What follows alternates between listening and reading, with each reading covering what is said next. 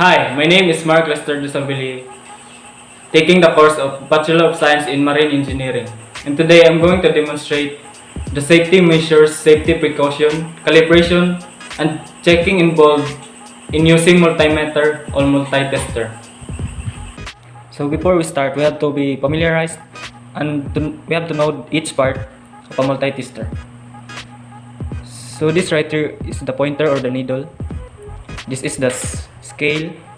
You see we have the numbers. We have the scale for the voltage, the ampere, and the ohms.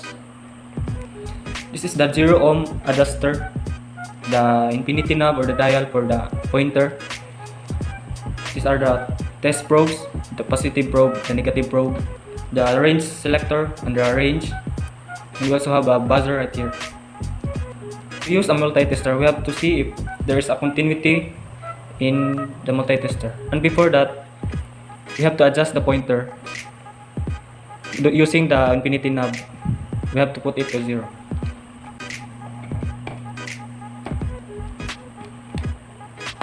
It's a bit hard.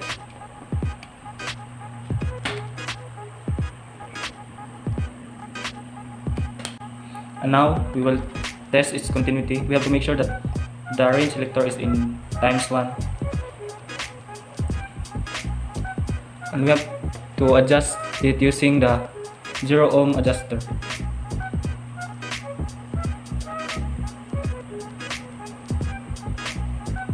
Okay. You can also use the buzzer to see if there is continuity in our multi-tester. Make sure that you don't touch the tip of this, and when testing, your hand should not be touching any resistor or the dry cell.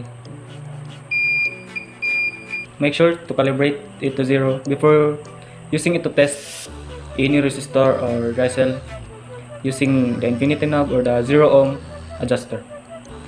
We have to be careful with this device because it can easily break. The needle is so sensitive that if you accidentally drop it, there are some cases that it will not function. And at the back, you can also change its battery whenever it becomes weak and not able to function well. You just have to get this screw with the screwdriver and change the battery with AA size. That's all. Thank you.